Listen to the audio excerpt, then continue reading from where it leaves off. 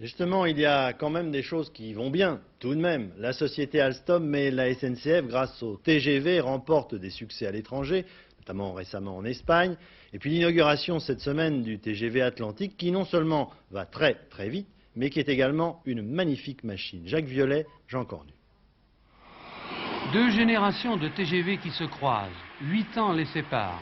Le nouveau, argent et bleu, continue entre Paris et Lyon les essais, les dernières mises au point. En 8 ans, beaucoup de changements et d'améliorations. Le profil plus pointu et un carénage plus aérodynamique. Les moteurs, ils sont synchrones, c'est-à-dire à la fois plus légers et plus puissants. Ils utilisent du courant triphasé au lieu du continu. Pour une masse comparable au TGV Sud-Est, l'Atlantique a une puissance double.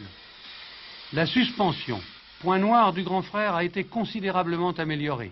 Aujourd'hui, une suspension pneumatique, de l'air comprimé et d'énormes amortisseurs donnent une meilleure assise, plus aucune vibration. La vitesse, c'est aussi le freinage. 4 doubles disques en acier non ventilés, des freins surpuissants, l'équivalent d'un ABS pour les voitures. Toutes ces améliorations techniques, dues à l'expérience, donnent à 300 km/h la vitesse commerciale de ce nouveau train, le confort d'une voiture Corail classique à 160. Dans la cabine, l'électronique et l'informatique assistent le mécanicien, contrôlent la vitesse et surveillent l'état de marche de la rame en temps réel. À bord, une capacité plus importante, 485 passagers par rame au lieu de 386 sur le sud-est. L'intérieur des voitures a également été très largement revu. On a diversifié les espaces.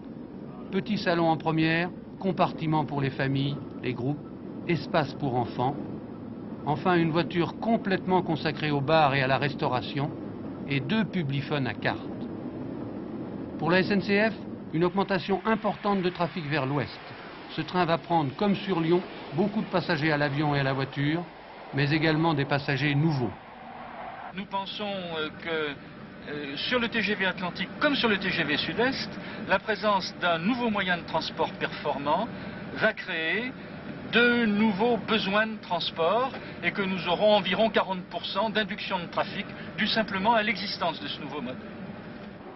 En région parisienne, on termine les travaux sur la ligne nouvelle. On pose la caténaire, la ligne électrique, et l'on achève les finitions dans les tunnels. À partir du mois de septembre prochain, Paris-Le Mans en 1 heure, Paris-Rennes ou Nantes 2 heures, le TGV nouveau est arrivé.